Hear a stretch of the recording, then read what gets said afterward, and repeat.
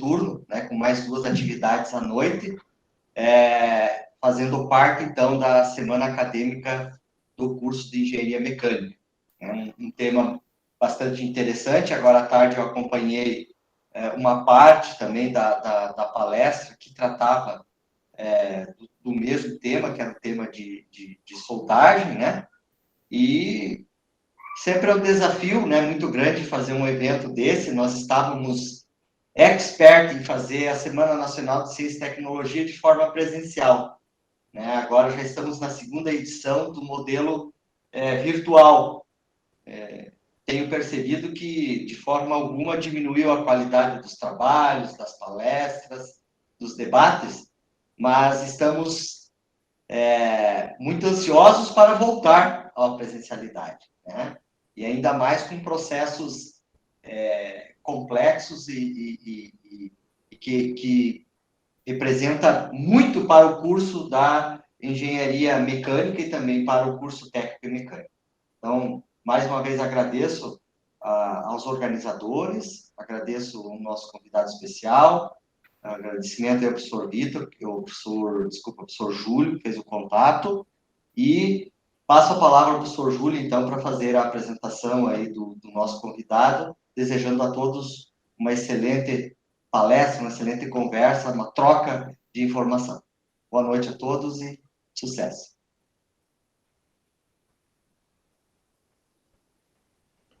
Obrigado, professor Ricardo, obrigado pela presença de todos.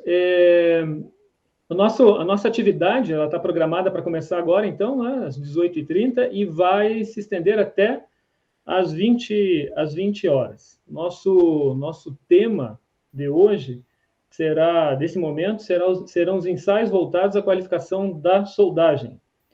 O nosso convidado, ele é professor e coordenador de curso de Engenharia Mecânica, e também proprietário da Join Metalurgia, Metalurgia e Soldagens. Né?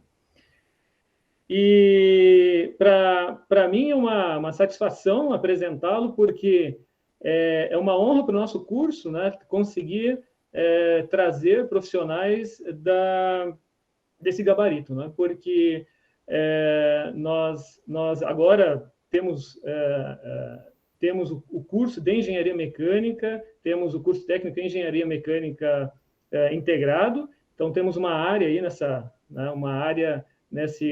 da mecânica toda, e muito importante a palestra de hoje poder abordar esses tópicos que vão trazer bastante informações novas a respeito das possibilidades dentro da área das uniões, certo? O nosso convidado, então, o Bianco Galazzi da Silva Leite. Eu passo a palavra, então, a você, Bianco. Fique à vontade. Nós vamos ter as perguntas no chat, certo? E depois da sua explanação, nós podemos repassar todas essas questões para termos uma interação com o pessoal que está nos assistindo. Tá certo? Eu pediria a todos os convidados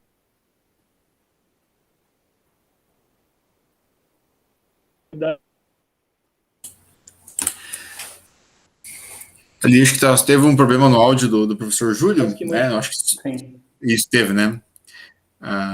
Professor Júlio, eu não sei bem certo o que o professor ia pedir, que o professor travou ali agora, mas se estiver me ouvindo, acredito que seria o pedido de que todos os convidados permanecessem com o microfone desligado, né? E todas as perguntas, fiquem à vontade, escrevam no chat, a gente vai estar, aquilo que puder interagir, eu vou estar interagindo com vocês, e aquelas perguntas que forem dirigidas ao professor Bianco, eu vou estar elencando elas para estar passando no final da palestra para o professor Bianco. Professor, é um prazer mais uma vez. A palavra é toda sua. Ótimo. Em primeiro lugar, queria agradecer ao Júlio. Aí, a gente se conhece nesse mundo virtual, aí, vamos dizer, que o professor Ricardo comentou também, né? A gente, infelizmente, tem que se acostumar a essas reuniões virtuais, mas, ao mesmo tempo, né, eu acho que facilitou as distâncias, né? Como a gente está aqui em interior de São Paulo, né, cidade de Piracicaba, a gente consegue trazer essa distância aí, fazer essas palestras aí e discutir tecnologia, né? A ideia, então, hoje é a gente falar de solda, né, e falar um pouquinho mais do tema que eu venho trabalhado aí aos seus quase 17 anos, né, 18 anos, que é a área de soldagem em laboratório. Eu gostaria só que vocês fossem me balizando aqui, eu vou colocar a apresentação, e aí, aí vocês dão um ok se a apresentação está na tela. Por favor. Tá apresentando sim, professor, está sendo colocado. Ok, obrigado. Então, a gente hoje vai falar um pouquinho, né, dos ensaios de qualificação. Eu sou engenheiro Bianco Galazzi, né, eu tenho a formação de mecânica, né, aqui em 2006. Aí, na sequência, eu fiz MBA em petróleo e gás em 2007. Aí, eu fiz mestrado dentro da engenharia de produção em processos de solda, né, em comparativo de processos de solda. Na sequência, eu fiz a especialização do IW em engenharia de soldagem. Qualifiquei também como inspetor de solda Petrobras, né, no sistema SNQC. Hoje, sou coordenador do curso de Engenharia Mecânica da Faculdade Einstein de Limeira. Também leciono aqui na Escola de Engenharia de Piracicaba, né, há 10 anos. E estou nesse ramo, né, de laboratório metalúrgico desde 2004. Né? Então, eu comecei no meu curso de engenharia, comecei a fazer estágio no laboratório e acabei, né, gostando desse mundo tão fantástico aí que é da metalurgia e seguindo aí o caminho da solda, né? Então, esse mundo que encanta a gente todo dia, né, uma experiência diferente, e dessa forma a gente conseguir acompanhar aí, né? E em 2019 eu abri a minha empresa, que é a JOY Consultoria Mecânica, que ela vem a entender esse cenário da soldagem, né, e tentar suprir algumas dificuldades que a gente tem, que a gente vê no mercado, né, e tentar ajudar tanto na parte de consultoria de solda, quanto na parte de laboratório, né. Hoje também a JOY é um laboratório metalúrgico, um foco específico na soldagem, né. Então, hoje, eu gostaria de falar, né, dos ensaios que são pertinentes à qualificação de solda, à qualificação de procedimentos de solda, à qualificação de soldadores, e de um modo geral, esse ambiente de soldagem que a gente fala, a gente usa muito o termo, né, qualificado, né, qualificado, tá? Tudo bem, o áudio tá dando para ouvir bem? Como é que tá essa... Perfeitamente, professor. O áudio e o slide está perfeito. Então, tá bom. Então, lá, né, os ensaios mecânicos, né, a primeira vez que a gente entra nessa situação, aonde a gente vai conversar sobre os ensaios. Então, dentro do laboratório, né, a gente tem os ensaios mecânicos, e eu vou começar falando dos ensaios destrutivos, né? Ou seja, do ensaio de tração. E o ensaio de tração, para a gente começar a comentar, é aquele ensaio que, de uma certa forma, ele vai dar a resistência do material e também nos ajudar a trabalhar com o quanto a solda vai resistir, né? O quanto eu vou ter aquele trabalho dimensionado num trabalho de solda, né? Numa estrutura soldada, né? E aí a norma, nesse sentido, ela nos traz que nós podemos, de certa forma, pegar o material, reproduzir a solda e de forma que eu consiga representar aquilo que eu estou fazendo, a minha proposição, e verificar que após o ensaio, né, após o teste, ela esteja atendendo ou não. Então, o ensaio de tração em solda, né, consiste em fazer um corpo de prova, seja ele cilíndrico ou retangular, num corpo de prova soldado, tá? As normas de soldagem, basicamente, trabalham entre ASME, AWS, API, entre outras, né? E aí, os sentidos, né, dos corpos de provas, eles são bem similares. Depois que a gente faz essa elaboração, né, do corpo de prova, a gente vai ter várias informações, né? Então, aqui eu coloquei a máquina de ensaios, né, onde é uma prensa, né, servo controlada, com muitos sensores, com a parte... como que eu posso dizer? A parte mecânica dela toda instrumentada, e aí a gente consegue fazer essa medição do quanto que resistiu o material. E aí, eu coloquei aqui também uma representação de como nós fazemos essa solda, né? Então, a gente faz a preparação de um corpo de prova. Essa preparação ela tem que ser dimensionada a partir da situação que a gente vai ter. Então, a gente tem que ter uma definição de material de base, definição de consumível, definição de tipos de ensaios que a gente vai fazer e, principalmente, a norma que a gente vai trabalhar, né? Então, o ensaio de tração, ele é retirado no sentido, vamos dizer assim, transversal ao cordão de solda, onde o meu intuito é medir a resistência mecânica do conjunto soldado. Então, eu tenho que testar exatamente a união das chapas, né? Então, conforme está esse desenho à direita, esse print de tela aí que eu fiz, que é um desenho bem, né, representativo, aonde eu vou fazer o corpo de prova, né? Vou soldar uma chapa, vamos dizer assim, 400 por 600, né, no conjunto montado, e vou ter lá o meu cordão de solda. Esse cordão de solda eu caminho para o laboratório, e no laboratório eu vou presenciar o que vai acontecer, né? Eu vou fazer vários cortes, né, com serra normal, corte a frio, e depois eu vou fazer a usinagem. E na usinagem, eu tenho que prever que a minha solda vai ficar centralizada, para que durante o ensaio de tração eu entenda que a solda ficou bem no centro, né? Esse dimensional, ele é regido por norma, tá? Então pode ser ASME, pode ser AWS, dependendo da norma de construção do equipamento e a norma de qualificação, né, dos ensaios ou das pessoas, né, dos soldadores ou operadores. E aí, esse corpo de prova usinado, ele é encaminhado para a máquina, que é a nossa máquina de tração aí, qual estava na foto anterior, né? Esse corpo de prova, ele é acondicionado no equipamento, onde ele deve ser, né, de uma forma adequada, fixado, e aí a máquina acionada, né? Tendo a máquina acionada, eu vou ter lá o andamento do ensaio, aonde a gente vai prever várias características, né? E aí a gente vai construir o gráfico, e eu vou voltar um pouquinho a apresentação aqui, que é o gráfico, né, muito importante, principalmente na engenharia mecânica, né? Que vai definir a curva do material ou a curva tensão-deformação, né?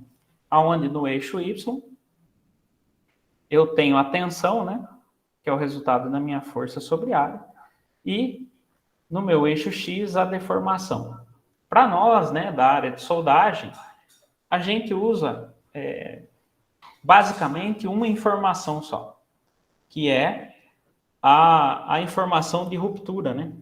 A informação de quanto que o material resistiu. E dependendo desse resultado, a gente vai fazer um cross-check, né? Uma comparação com a norma que nós estamos trabalhando, né? Por exemplo, o ASME lá tem uma tabela, né? Tabela QW422, onde ela mostra, dependendo do material, seja ele aço carbono, aço inox, o mínimo de tensão que ele tem que aguentar. E aí a gente faz esse comparativo. Esse comparativo, ele cara crachá, vamos dizer assim, né? Se o material estiver acima do mínimo especificado, está aprovado. E se estiver abaixo, está reprovado. e aí a gente vai tomar as medidas cabíveis, né? Pode ser elas refazer todo o corpo de prova, fazer retreinamento com o soldador, ou simplesmente pedir um reteste. Às vezes, pela condição metalúrgica do corpo de prova, pode ter percebido que naquele ponto em específico, né, de forma bem pontual, teve-se ali um problema, uma porosidade, uma microtrinca, uma falta de fusão, uma inclusão, e aí dessa forma o engenheiro de solda, junto com o laboratório, decide, né, tirar um novo ensaio, tá? Para projetos mais complexos, é medido também o escoamento, tá? Só que para o ambiente de soldagem, ele é um pouquinho mais complexo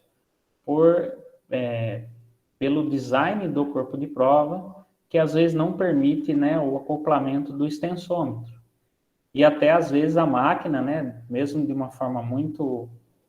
o programa, né, de uma forma eletrônica, ele não entende o ponto de retirada do extensômetro, e se o CP rompe antes da retirada do extensômetro, pode estragar o extensômetro. Então, tem alguns projetos que exigem, e aí a gente acaba tirando de uma forma mais, vamos falar, antiga, que é a forma do gráfico, né, onde a gente plota o gráfico emitido pelo equipamento, né, pela máquina de tração, e aí a gente traça o ponto de escoamento, e aí esse ponto, né, esse valor, ele é usado no projeto. Tá? Então, esse é um ensaio de tração, é um ensaio mecânico destrutivo, né? Então, eu faço o corte, a usinagem e faço a preparação dele. Na minha foto à direita aqui, descrito como CPT1 e CPT2, são CPs de tração rompidos, aonde essa parte mais escura está evidenciada a região da solda, tá? Então, toda a parte mais clara são, vamos dizer assim, né, são as extremidades, né? Vamos ver se meu mouse está passando aqui. Essa parte aqui é a extremidade, né? São os metais base, metal base, e aqui a região da solda, essa parte interna aqui. Então, quando a gente faz os ensaios mecânicos, a gente prevê que a ruptura vai ser fora da região soldada, porque a gente entende que mecanicamente a gente usou um consumível de maior resistência que o metal base. Isso é uma definição lá do engenheiro de solda, junto com a equipe de projeto, né? Eu tenho que entrar num acordo entre a equipe de projeto e engenheiro de soldagem, que eles vão colocar o material mais resistente que a resistência do material base, né? E aí, dessa forma, eu tiro toda aquela parte prejudicial, que são as condições metalúrgicas de mudança da solda, e deixo ela de fora, né? Eu desconsidero essas situações, colocando o consumível mais resistente e pretendendo dizer assim, ó, a minha solda vai ficar mais resistente e vai romper no metal base. Mas e aí, Bianco? E se estourar no metal de solda, né? E se estourar na área que tem consumível? E aí a gente tem que fazer uma análise específica, fazer o comparativo, ver a ruptura, ver a quantidade de metal de solda que foi depositado, e aí tirar uma conclusão. Mas, né, a condição ideal é a gente colocar, ou a gente deixar ele romper, na verdade, né? Romper, como é essa condição da foto aí, romper fora da região da solda. Tá ok? E também existem situações, né, de solda dissimilares, né? Solda dissimilares é assim, eu posso juntar aço carbono com aço inox e ter diferentes resistências de materiais.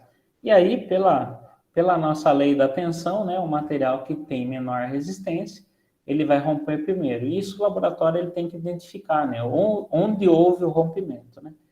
Isso a gente tem que considerar que não tem, ou não tenha, né, nenhum defeito no corpo de prova. Tem que ser, o corpo de prova ele tem que dar isento. E aí a gente vai ver lá no final que tem alguns ensaios que tem que ser, vamos dizer assim, eles têm que estar íntegros, né? Então, a gente faz os ensaios lá no destrutivos para que não represente nenhuma deficiência na minha solda, né? Na minha região de solda aí, tá? Então, vamos lá, mudando de slide. Mais um ensaio aí, importante também, né? E aí eu só gostaria de saber se velocidade é ok, volume é ok, podemos continuar aí com tranquilidade. Tá tranquilo, professor, tá dando para acompanhar bem tranquilo. Maravilha, então. Então, ó, o próximo ensaio é ensaio de dobramento, ele é um ensaio muito utilizado na questão da qualificação do soldador. Ele é um ensaio onde eu vou pegar lá o mesmo corpo de prova que eu fiz a soldagem, retirar algumas amostras, como eu mostro nessa imagem aqui, né? Vamos passar o mouse aqui, ó. Essa parte mais cinza central aqui é a minha solda. Então, eu vou colocar num dispositivo que seria, ao invés agora da prensa, da máquina de tração, né? Eu vou colocar ele numa prensa e aí eu vou permitir que com uma parte biapoiada, né? A parte inferior, e a parte superior, que é a parte superior normalmente ligada ao cilindro hidráulico, ele faça o movimento de compressão, né? Então, eu vou comprimir o meu corpo de prova de dobramento de forma a dobrar o meu material. A gente fala assim que dobra a 180 graus. Tem uma figura aqui, né? Essa representa bem a montagem do dobramento. E aí eu vou permitir que ele forme, né, o que a gente chama de ferradura, né? E aonde a solda ela tem que ficar, de certa forma, aqui centralizada. E é exatamente a análise que a gente vai fazer, tá? Então, a norma, ela prevê que a gente tenha uma situação biapoiada embaixo e uma força de compressão em cima, no mesmo sentido, né? De força caminhando para fazer o dobramento do material. Eu tenho que dimensionar, dependendo da resistência do material, esses diâmetros aqui, que a gente chama de cutelos, né? E também do cutelo que vai fazer a força. Isso tudo, ou esse dimensionamento, né? Ele é regido pela norma. Então, lá na norma eu encontro os diâmetros, né? E essa distância aqui também, tá? Essa distância eu também tenho que garantir. E aí, quando eu faço o acionamento, né, do equipamento, eu consigo, de tal forma, fazer, né, ou iniciar o dobramento. Eu tenho que manter, agora vamos ver, vou pegar a foto, eu mostro o corpo de prova já dobrado, ó, do meu lado esquerdo, eu tenho que manter a solda centralizada desse jeito. A minha solda ela tem que ficar exatamente no ponto de maior área de dobramento. E essa área, ela tem que ficar bem abaixo da região que a gente mostrou do cutelo central. Então, lá no laboratório, como que a gente faz isso? Imagine que eu cortei o corpo de prova, né? Tirei lá do mesmo jeito que da tração, eu tirei o corpo de prova transversal ao cordão. Eu tenho que fazer uma marcação nele, eu tenho que centralizar ele, né? Se ele tiver, se a chapa estiver com um dimensional igual, eu consigo fazer o travamento deles, né? E aí eu consigo centralizar esse ponto de solda e iniciar o meu dobramento, tá? Para o dobramento, dependendo da espessura do material, eu faço ele, o que a gente fala, né? Se o material for fino, ou seja, menor que 10 milímetros, eu faço, dependendo da situação, eu faço 2 dobramentos de raiz, onde eu vou dobrar a raiz da solda, que é a parte contrária da onde eu comecei a soldar, e 2 dobramentos de face, que é a parte final da minha solda. Então, vocês verem a posição aqui, nessa primeira imagem à esquerda aqui, nessa primeira figura, eu estou fazendo dobramento de raiz. Então, eu vou colocar, biapoiar, ligar o cutelo, ele vai dobrar e eu vou olhar a raiz da solda. Nessa do meio aqui, ó, dobramento de face. Então, aonde eu terminei a solda, que é a parte mais larga, ficou para baixo. E eu vou colocar o cutelo na minha raiz da solda e vou dobrar, dobrar, até eu conseguir enxergar a face da minha solda. E quando o material ele é maior que 10 milímetros, eu chamo de dobramento lateral. E aí eu vou cortar de forma que essa parte aqui, ó, seja a espessura total da peça e vou fazer um dobramento lateral, né? No mesmo sentido que eu tirei o corpo de prova. Já que eu vou dobrar a face ou a raiz da minha solda. Então a imagem, né? Ela vai ficar muito similar a isso daqui, aonde eu vou ter o corpo de prova, né, totalmente dobrado, né, 180 graus aí conformado, e aí a gente faz uma avaliação visual.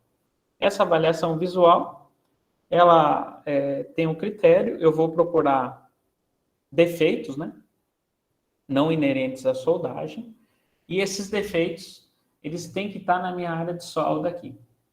Se eu tiver trincas, poros ou outros defeitos, no caso do asno, né, maiores que 3 milímetros, né, ou 1/8 de polegada, em qualquer um dos corpos de prova, o teste está reprovado, tá? Se, por exemplo, a minha norma pediu 4 corpos de prova e eu reprovei apenas um, teve um corpo de prova lá que apareceu uma trinca maior que 3 milímetros, eu reprovei. Aí eu pego esse corpo de prova único aqui, que eu fiz o ensaio, e tenho que substituí-lo por mais 2. Então, se a minha norma pedia 4, um reprovou, eu decidi fazer o reteste. Eu tenho que fazer 5 corpos de provas aprovados.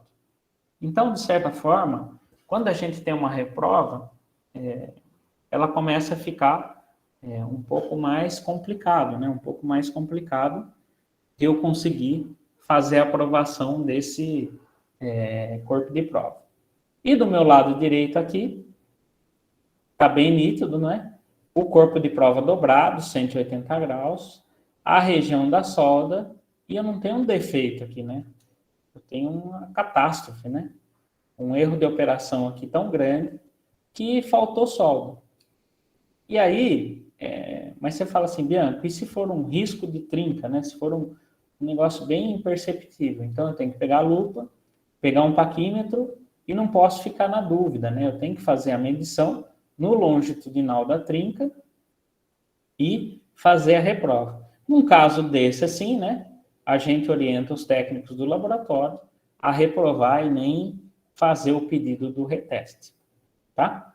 Num caso específico de um material mais duro, existe uma norma que, vamos dizer assim, o material não é dútil para dobrar. Se ele não é dútil para dobrar e eu preciso fazer um ensaio de dobramento, ele vai reprovar de qualquer forma. Então, existe uma norma STM, que me dá a seguinte situação. Eu vou fazer ensaio de dobramento, eu vou qualificar meu soldador, mas eu vou fazer uma pequena esforço nele na prensa, ele vai começar a dobrar e vai abrir a solda. Aí eu vou só fazer o dobramento do metal base. A hora que o metal base trincar, vamos imaginar que nessa dobra aqui a gente fala que tem 180 graus, né? Em relação ao plano. Eu dobro somente o metal base e o metal base dobrou 5 graus. Material muito duro, né? Não permite conformação. E aí os meus corpos de prova de solda de dobramento, se eles dobrarem 1 grau acima do que o metal base dobrou, eles estão aprovados. Tá? E outra situação também, eu não considero trincas que venham a surgir da aresta. A aresta é esse cantinho vivo aqui, que por norma a gente tem que deixar com 2 milímetros de raio, então ele é ele é feito, né, por lixamento, né, não é feito por usinagem, né, ele é feito por lixamento. Aqui dá para ver que ele está bem, né, bem adoçado, né, bem lixado aqui. Então, eu não posso considerar trincas que venham da aresta. Por formar canto vivo, então a gente entende que essa trinca não está relacionada à soldagem, e sim à confecção do corpo de prova. Mas isso, o técnico lá do laboratório, ele tem que estar bem instruindo, e também tem que estar sempre em contato com o supervisor ou engenheiro de solda. Ok? Próximo ensaio, deixa eu só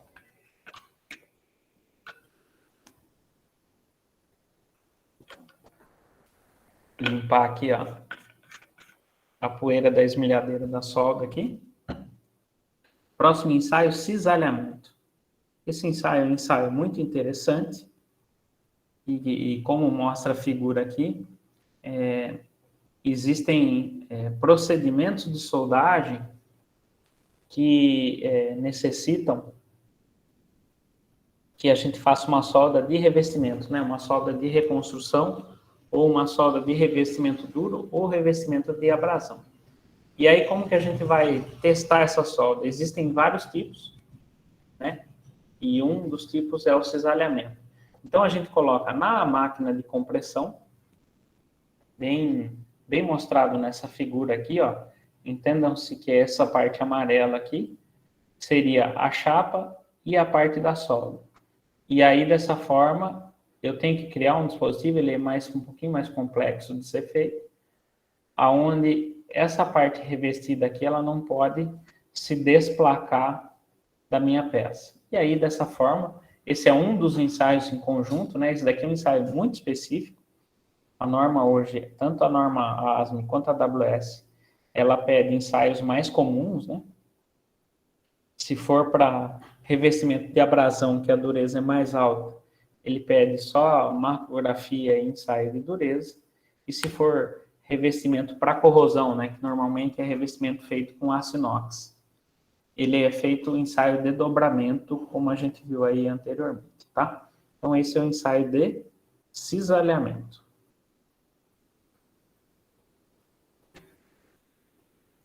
Aí o próximo, ensaio Sharpie, né, ensaio do pêndulo, ensaio que a gente vai medir a resistência ao impacto. Para a soldagem, ele é um ensaio muito crítico, representa muito na área metalúrgica da soldagem, no sentido de que a soldagem, se eu não fizer o controle dos parâmetros, né, com exatidão, eu vou ter problema nesse ensaio aí, e aí eu não consigo aprovar esse procedimento, né? Dessa forma, assim, a gente fala, né, de aprovar o procedimento, mas a preocupação mesmo é assim, será que estamos fazendo todos os passos corretamente daquele conjunto soldado? Será que tudo que eu estou prevendo é uma situação correta? Será que o material que eu estou usando, velocidade que eu estou usando, parâmetros elétricos que eu estou usando, será que isso tudo está correto? Para eu saber, né, eu tenho que fazer esses ensaios aí de qualificação. Então, eu trago, né, uma situação ideal para uma situação onde eu vou usar em vários setores, né? Às vezes eu vou qualificar um procedimento que vai pertencer à fábrica por ali vários anos, né? E vai fazer, às vezes, 300 centímetros de solda, vai fazer quilômetros de solda do mesmo jeito, né? Então, a gente fala que o procedimento de solda é a receita. E quem valida a receita são esses ensaios. O ensaio de Sharpie é o ensaio, né, de impacto, onde ele é feito, ele tem um pêndulo com um relógio normalmente analógico, né, as máquinas mais antigas são analógicas, e aí eu produzo um corpo de prova que esse pêndulo, com o cutelo dele, vai bater e vai romper esse corpo de prova, e o que ele manter de energia, ele vai passar do lugar da batida e vai fazer a leitura do relógio. E aí, todo esse movimento que é feito, ele vai dar a leitura para mim em energia, né? E é essa energia que a gente vai buscar na soldagem. Então, cada material, cada consumível, né, cada especificação e em cada temperatura possui um detalhamento para a gente qualificar na solda, né, para a gente fazer o Sharpie na solda, o ensaio de Sharpie, né, um ensaio de impacto. O ensaio, ele pode ser feito de várias formas, né? A confecção do corpo de prova. Normalmente, esse primeiro aqui, né? Ele parece em amarelo aqui, um paralelepípedo, né? Ele tem 10 milímetros por 10 milímetros por 55. E no meio dele é o que a gente chama de entalhe em V. Então, o pêndulo, ele bate na face atrás de onde é feito esse entalhe. E esse entalhe é justamente feito para haver o rompimento aqui do corpo de prova, né? Então, quando o pêndulo desce, que nem a gente viu na figura aqui, né? O meu CPzinho, ele está preso nesse ponto aqui, o entalhe fica feito na frente e o pêndulo bota atrás. Como se eu olhasse o entalhe aqui, ele está do meu lado esquerdo. Então, na hora que eu solto o pêndulo bate e rompe no ponto do entalhe, tá? E aí, a hora que ele rompe no ponto do entalhe, ele faz a leitura em joules, né? Então, tem outros tipos aí para situações mais específicas. É importante saber, né, que todo material, de uma forma geral, para o impacto de Sharpie, os materiais têm a curva de resultado deles, que a gente chama de curva de transição. Então, a história, né, uma das histórias, né, muito famosa é a questão da baixa da temperatura e a mudança do ponto específico de curva de transição do material. Então, aqui o gráfico, ele representa, de uma forma bem interessante, onde eu tenho no meu eixo Y a energia em joules e no X a temperatura em graus Celsius. Então, assim, num ponto que eu tenho mais frio, né, ou está mais gelado, a minha energia em joules é baixa. E, em um determinado momento, que eu vou subindo a temperatura, a gente vê, pelo crescimento aqui da curva do gráfico, que a energia em joules mudou completamente. E isso, às vezes, acontece, que aqui embaixo não tem a temperatura, mas às vezes acontece na mesma temperatura. E aí a gente não tem uma resposta adequada, né, para ver qual que é a curva exata de transição do material. Então, a gente tem que tomar cuidado quando, né, o pessoal vai definir o consumível de soldagem e a temperatura do projeto, para a gente realmente sair desse ponto, né, para a gente entender. Ou a baixa temperatura, o valor é muito baixo, preciso usar um outro tipo de consumível, né, para ter uma resposta mais rápida, ou se aquele consumível ele só me atende na necessidade da temperatura mais alta. E isso é uma decisão do engenheiro de soldagem, né, junto com a equipe de projeto dele. Então, todo material tem a curva de transição e a gente vai definir isso no ensaio de impacto, tá? Isso para o material base. Quando a gente caminha para o ambiente de solda, olhando essa imagem aqui, ó, em cima, à esquerda, né, superior, eu percebo assim, tá bombeando. Da onde eu vou tirar a minha região do entalhe? Ó, vejam que ele está representado aqui embaixo, né, em vermelho. Então, onde que eu vou centralizar o meu entalhe, que é a região da batida, que é a região que eu vou medir? Então, a norma, ela pede para mim, você tira do centro da solda, você tira da linha da ZTA, você tira da linha de fusão, tá vendo a linha aqui? Está vendo a ZTA aqui? Está vendo o selo de solda? E vamos comparar os resultados. Esses resultados na solda, ou na região da solda, não são similares a uso do metal base. Tá? Então, eu tenho que entender que, metalurgicamente, houve um aquecimento e um resfriamento rápido. Aqui a gente vê bem os grãos, né? Grãos colunares aqui, e a gente entende que por essa macro aqui, a velocidade de soldagem que teve, né? Velocidade alta. E aí, quando eu vou posicionar o meu entalhe, eu preciso entender e identificar. Como que a gente faz isso no laboratório? Imagine lá, eu tenho meu CP de solda, vou de novo cortar as minhas fitas, né, transversais ao cordão e fazer o meu quadrado. 10 por 10, aqui está uma medida 5, que é uma das medidas para a gente fazer o corpo, mas ela tem que atender a norma. A norma tem várias medidas, aí vai depender da espessura da chapa. Então, a minha posição, eu tenho que entender, normalmente, o que a norma pede?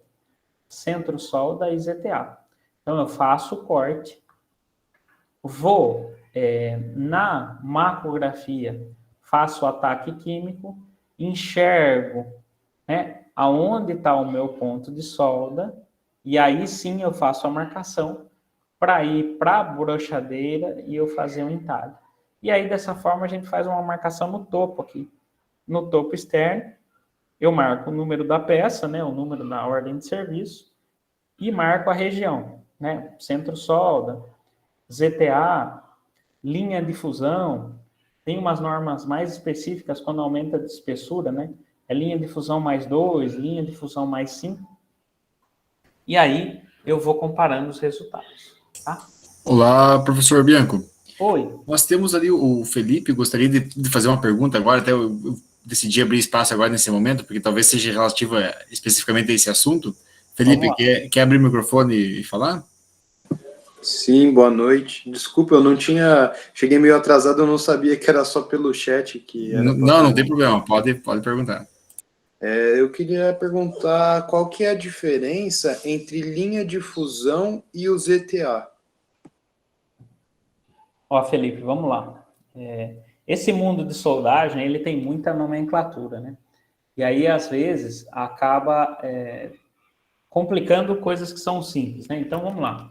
A linha de fusão é a linha mais externa.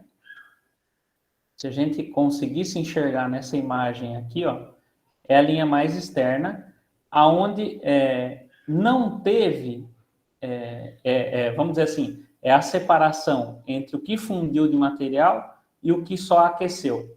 Então, vou tentar passar com o meu mouse aqui, ó, seria essa linha aqui, ó. É esse ponto. Aqui eu tive fusão de metal líquido, onde eu tenho a mistura, a diluição, né, de consumível com metal base. E do meu lado externo, eu só tive aquecimento, tá? Então, essa seria a linha de fusão. E a ZTA, eu não sei se dá para ver aqui, uma região mais clara, é a região só de aquecimento. Não teve diluição, mas teve aquecimento. E esse aquecimento, ele normalmente me muda a estrutura, tá?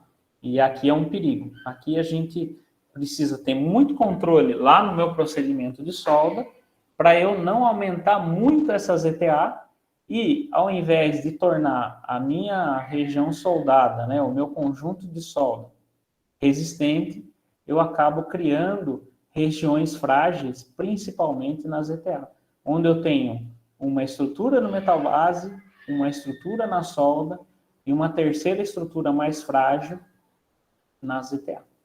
Tá? Ok, Felipe? Deu para... Ajudou? Ok, ajudou sim, obrigado. Desculpa atrapalhar. Não, imagina, estamos à disposição aí.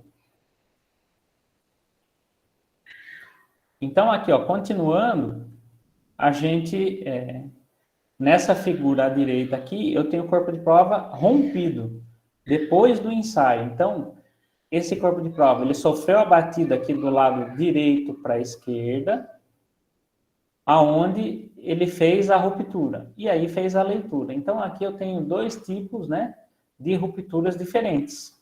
Aqui eu tenho uma ruptura mais frágil, você vê que é mais uma linha reta aqui, nessa imagem à esquerda, e à direita eu tenho que o material dobrou.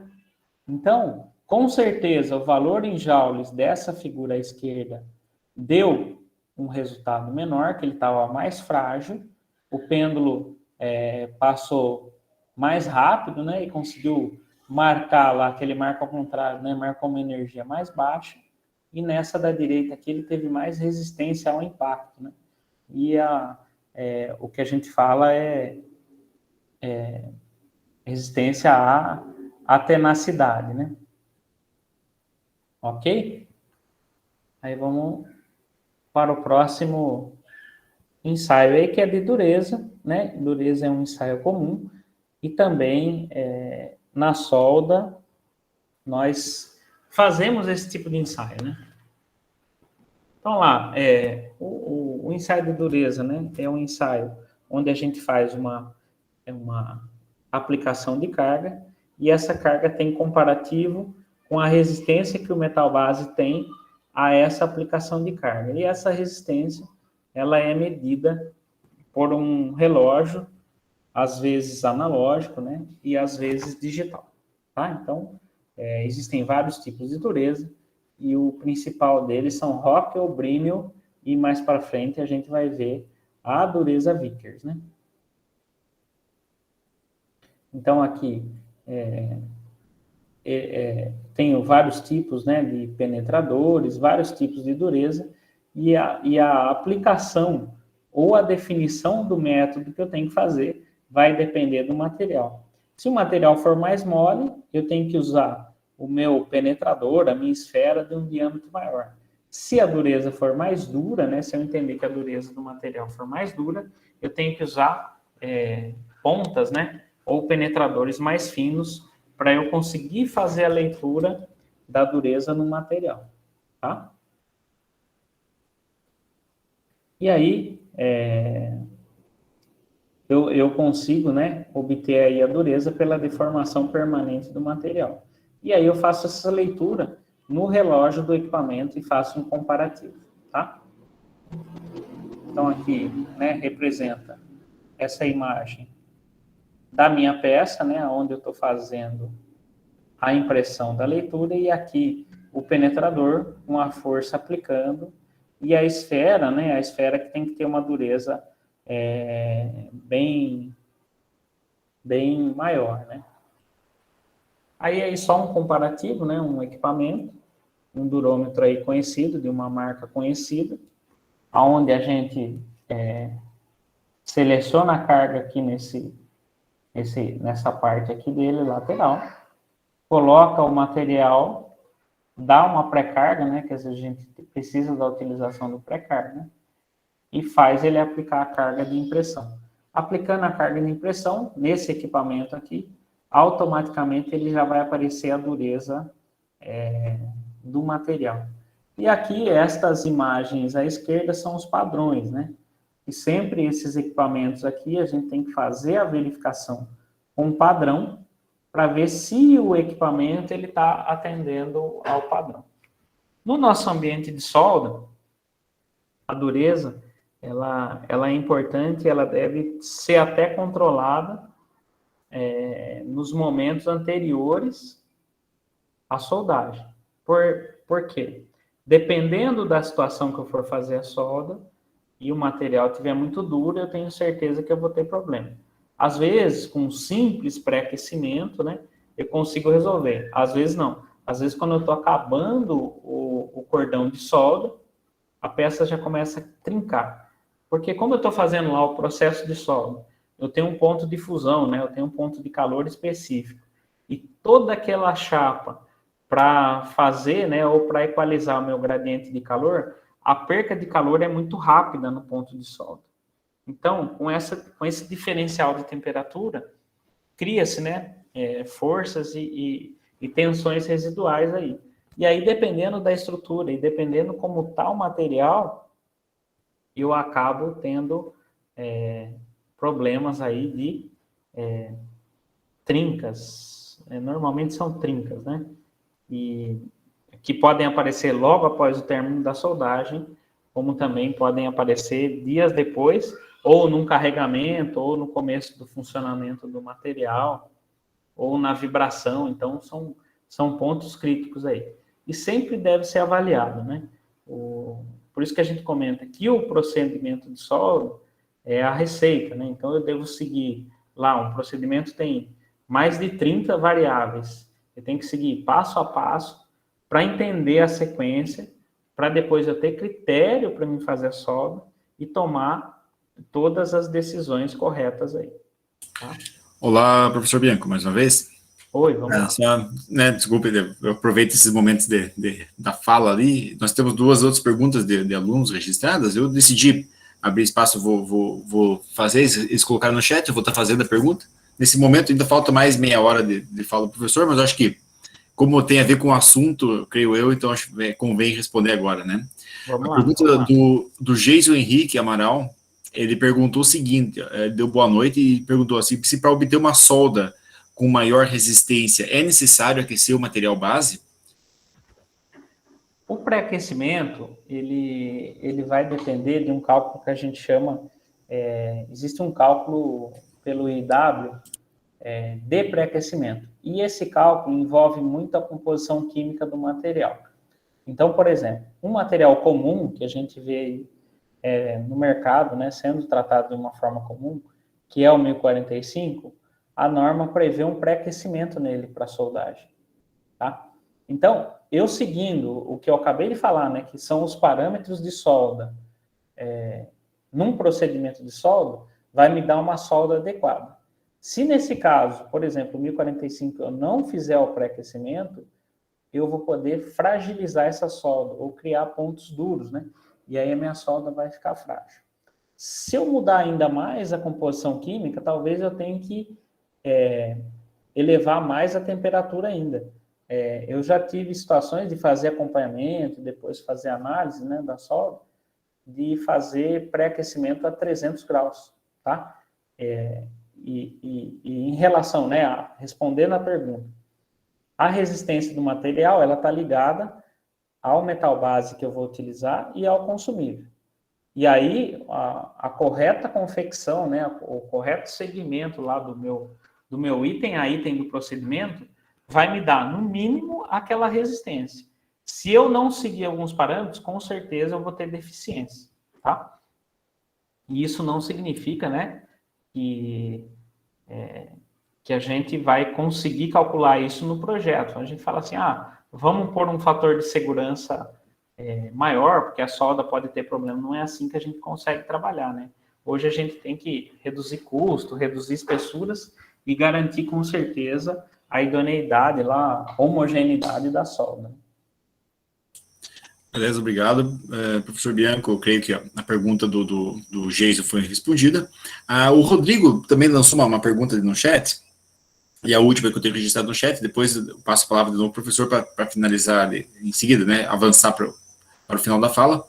O Rodrigo perguntou o seguinte, qual o processo usado para cortar os corpos de prova, sendo que não se pode afetar termicamente os mesmos para não se alterar a leitura nos testes? Legal, ótima pergunta.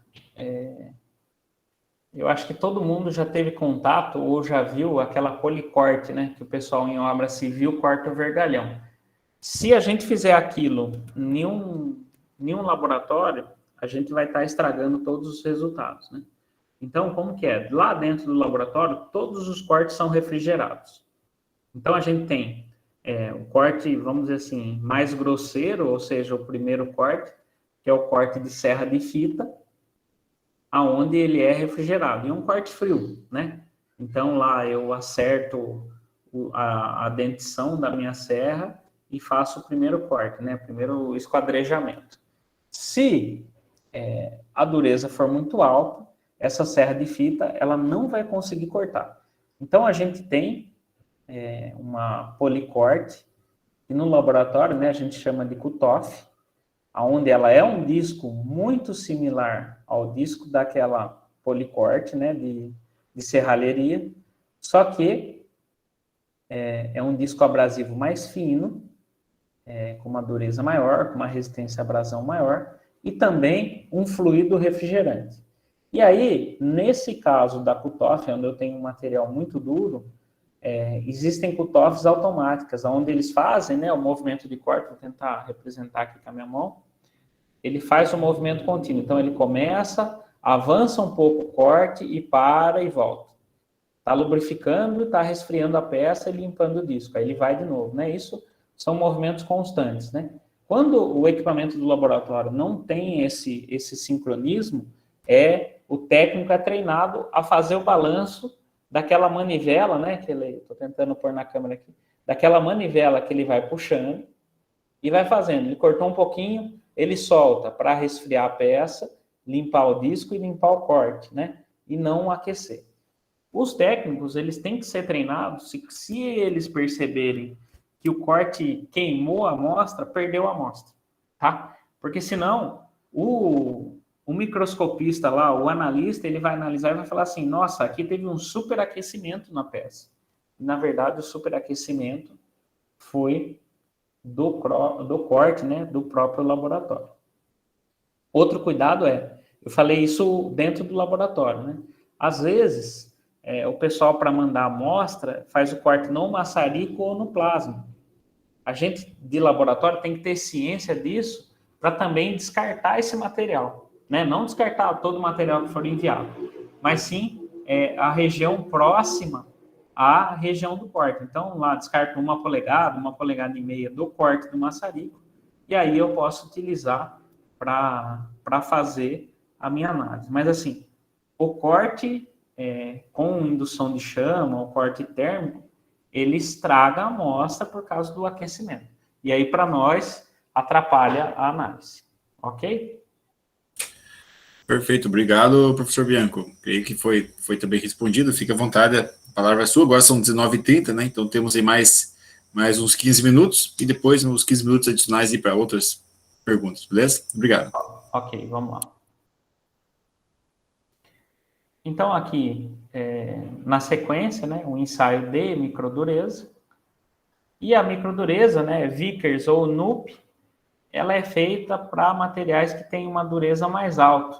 E aí, principalmente, né, a ponta do equipamento é uma ponta de diamante, onde ela consegue fazer a medição da leitura. E as cargas de indentação, elas são cargas menores, né? Como o material é mais duro e eu estou usando uma ponta mais dura, se eu fizer muita carga, eu vou estragar tudo, né? Então, são pontos diferentes. Aqui, em relação ao Rockwell e Brinell, aqui no Vickers, eu consigo pegar pontos específicos, né? Por exemplo, o que a gente viu lá da imagem, centro-solda, ZTA e linha de fusão. Eu consigo fazer a dureza nesses pontos específicos e ter os resultados. E aí, como a gente fala, né, que cada especificação, ela pretende encontrar ou controlar, né, a dureza desse ponto. Aqui, ó, nessa imagem, se a gente vê com o microscópio, esses pontinhos aqui, né, parecem um losango, são as impressões da Vickers. Aqui embaixo, eu tenho uma situação de solda, né?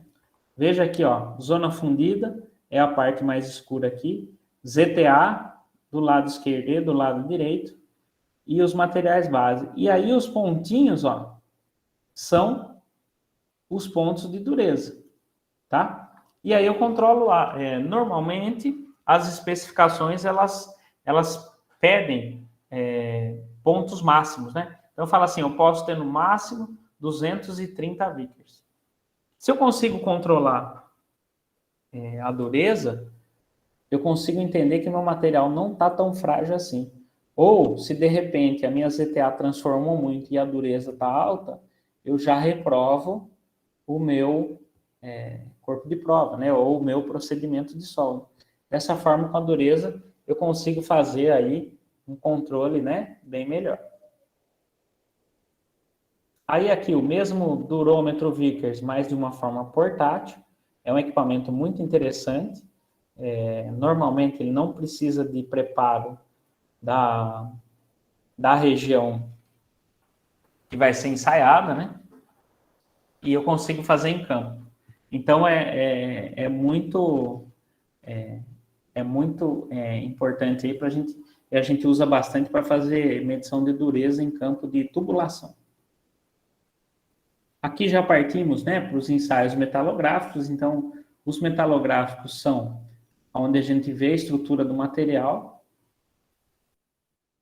Então, aqui a micrografia de uma região soldada. Então, eu consigo ver, né, aqui já o tamanho de grão do material base, um tamanho de grão bem pequeno, e aonde eu tive a união soldada, né, o tamanho de grão que ficou a minha região. Então, se a gente fizer, né, um ensaio de tração, com certeza ele vai romper nesse centro solda aí, que está com os tamanhos de grão muito maiores, então eles estão menos compactados. Com isso, a região de tensão, né, a região de forças é menor, e aí eu tenho rompimento com uma carga mais baixa. Então, por isso que eu preciso fazer a avaliação. Aí, um dos ensaios que também, né, a gente consegue muita informação é também dentro de ensaios metalográficos e o que a gente chama de macrografia. Macrografia que a gente faz o corte da região soldada, faz o preparo, e aí com o ataque ácido eu consigo ver as regiões, eu consigo ver certinho como que ficou o meu cordão de solda. Então, aqueles desenhos que a gente vê perfeito, só são perfeitos nos livros, né? Na realidade, os cordões, eles ficam dessa forma. Aqui são cordões muito bonitos, né? Muito bem feitos. São todos de trabalhos, né, que eu tirei, onde o pessoal controla todas as variáveis, né? Aqui, o próximo é a mesma macrografia, só que com controle dimensional. Então, lá no microscópio, eu tenho um suposto CAD, vamos chamar de CAD, mas não é CAD, é um próprio programa de leitura, né? Aqui do laboratório Testmate, que eu tirei a foto, que eu achei muito interessante. E aí eu faço o controle dimensional. Eu faço uma calibração dele, e aí a gente pega aqui, ó, nesse ponto deu 2 milímetros. Nesse ponto aqui deu 1,27 milímetros. E a norma, principalmente as automotivas, elas fazem um controle fantástico dessa geometria do meu cordão de solda.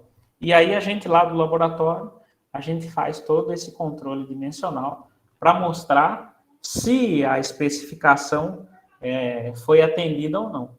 E aí a direita aqui é a mesma coisa, né?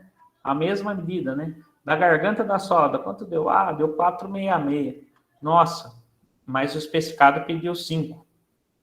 Está reprovado, né? Está menor. Lá do meu projeto, eu pedi uma garganta, né? Eu tinha que ter uma perna de solda, né? Uma garganta de solda, e não tem. Significa que aquele meu conjunto soldado, ele está com uma resistência menor.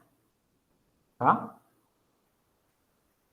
Aí aqui também, né? Na macrografia eu consigo ver muitos defeitos, né? Aqui a gente já percebe, né?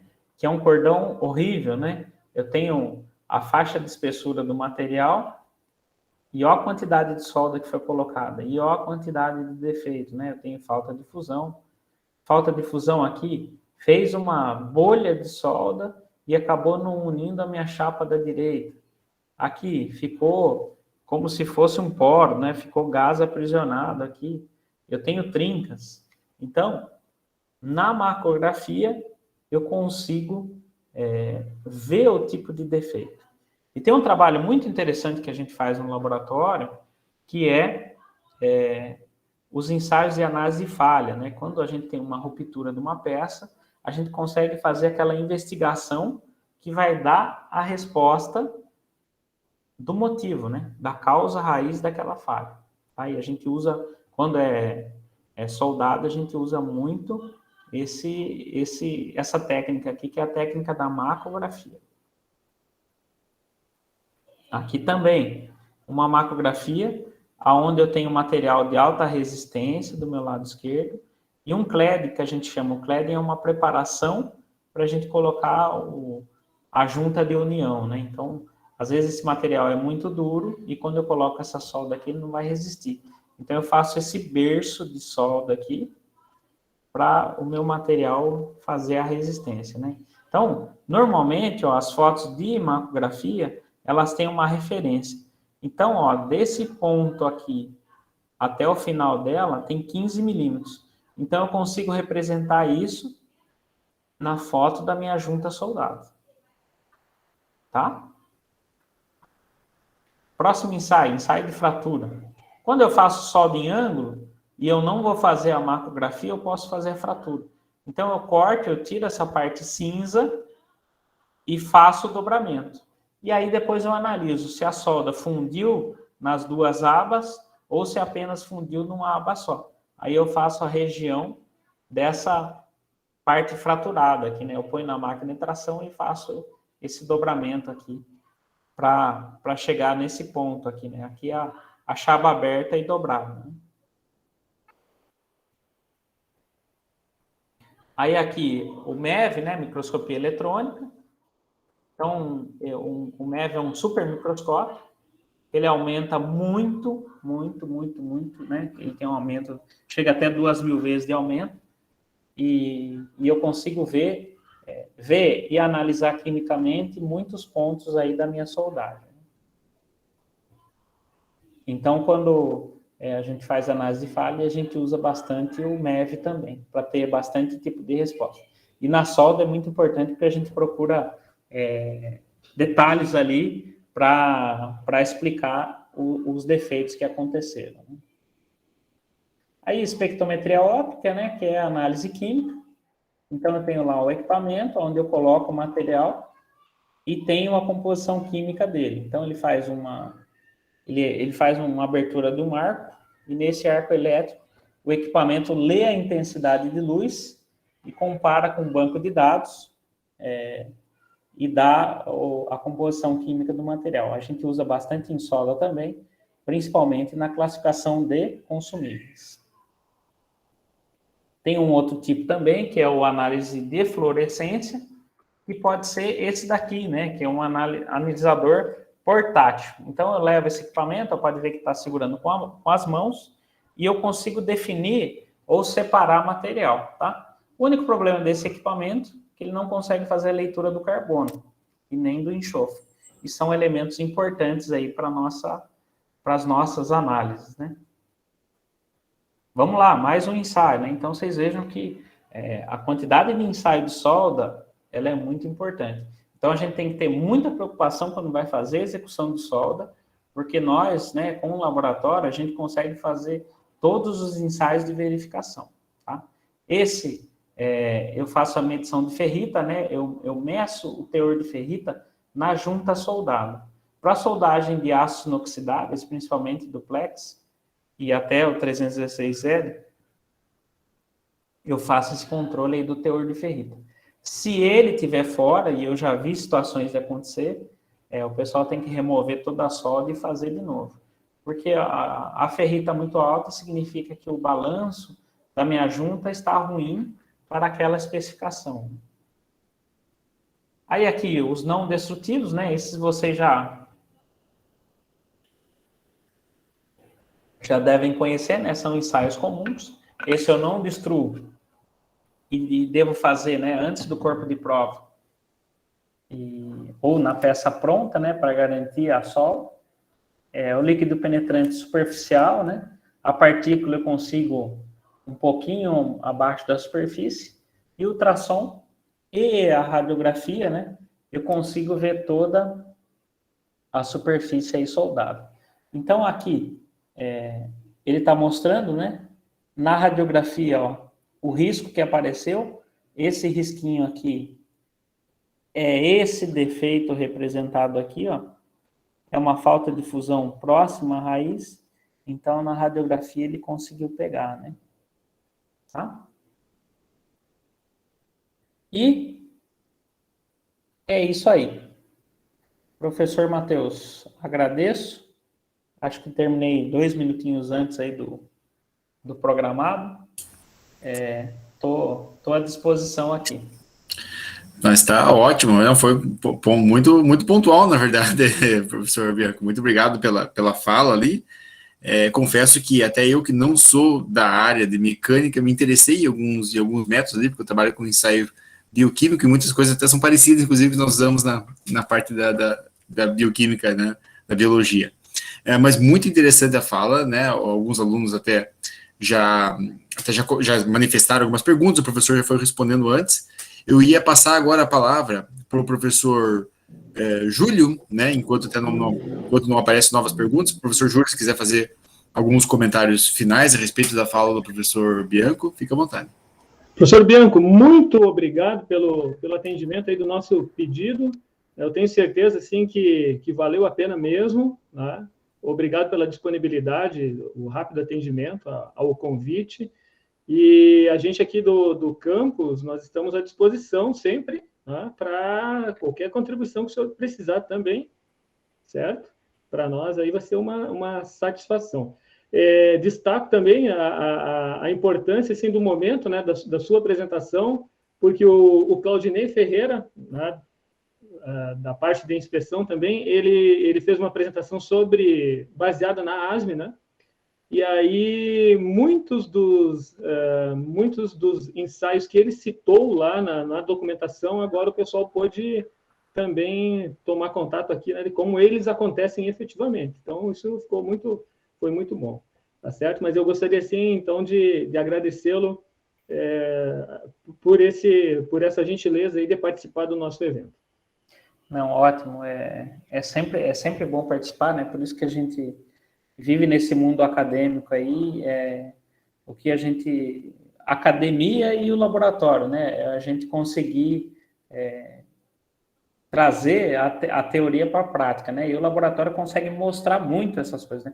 Mostrar cada detalhe, né? Cada especificação, e aí a gente mostrar na prática, né? E sempre eu tento elucidar a importância de fazer as coisas com critério, né? Então, a engenharia, ela é complexa, né? A engenharia, ela é tão detalhista, mas a gente sabe o resultado que dá. Quando bem feito, dá um resultado bom, né? Então, é isso que a gente tenta trabalhar aí. Nós temos mais uma pergunta ali, professor, né? Acho que nós temos até um tempo hábil para responder. O Jason fez mais uma pergunta, apesar de ter usado um termo que eu não conheço, mas eu vou falar, né? O que causa a mordedura na solda? Tá. O termo comum, eu acho que ele escreveu errado aí, é mordedura, né? A mordedura... Então, provavelmente deve ser. Eu falei mordedura, mas é porque está escrito assim, depois você vai que é um termo mecânico que eu não conheço. Então, não, vou usar esse termo mesmo, né? Mas é isso mesmo. É isso mesmo, mordedura. Isso, ele colocou lá, perdão, mordedura, é isso mesmo. Uhum. A mordedura, a gente fala que erro de operação, né? Vamos dizer assim. Quando o operador lá, o soldador, coloca muita amperagem na máquina, ela acaba aquecendo demais o material base, que é da linha lateral, e não depositando consumível. Então, é como se eu tivesse uma valetinha muito pequena, bem naquela linha de fusão que a gente viu ali, né? Bem no final da ZTA ali. E ela fica, na margem da solda, ela fica uma valeta, né? Ela fica uma depressão. Isso daí é corrigido com parâmetros, né? E, às vezes, ela é imperceptível. Mas como a gente tem uma diminuição da espessura nesse ponto, me causa um ponto crítico, né? De quando eu faço alguns esforços, aquilo ali é um ponto concentrador de tensão. Então, muitos, né, até os mais antigos, vamos dizer assim, quando eles soldavam tubulação, eles tinham mania de passar uma serrinha para fazer um raio ali, não ficar só a mordedura, né? Ela fazer um alívio para não ficar esse ponto crítico. Mas o certo é, após, né, o término do cordão de solda, o inspetor de solda ele avaliar, ver se tem mordedura. Se tiver mordedura, ele tem que reprovar aquele ponto. E aí, ou fazer o esmerilhamento, ou fazer a reconstrução por soldagem, né? Mas é um defeito grave e acontece muito, e às vezes é difícil de fazer a inspeção. Perfeito, professor Bianco, que creio que foi respondido. Ele colocou lá, o Geis colocou lá, obrigado, tá? Foi respondido sim a pergunta. Até nós temos ali pouco tempo sobrando, mas aí alguns alunos também podem estar colocando algumas perguntas no chat para finalizar. Eu só vou fazer algumas, antes de eu finalizar totalmente, no caso, só fazer alguns lembretes gerais, né? Aqueles que são alunos do IFSC de Xerxerê, por gentileza, até vou colar novamente aqui o link de acesso no qual vocês vão estar podendo preencher lá com a palavra-chave o formulário, né, que vai servir como a confirmação de presença, no caso dessa atividade. Não existindo perguntas adicionais, né, o professor Bianco fez uma fala excelente, o professor Júlio complementou ali a fala dele, né, finalizando.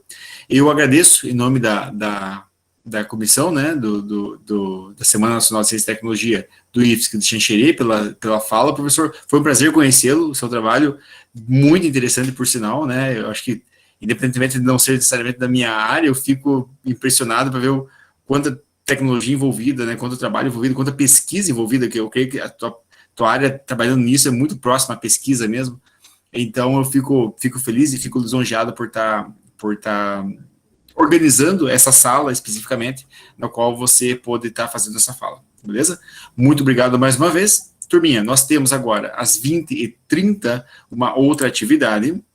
Essa atividade também diz respeito ao curso da Semana de Engenharia Mecânica, e é palestra do projeto TEIA e ITEX, do professor Realdo Tavares, da UNOESC, tá bom?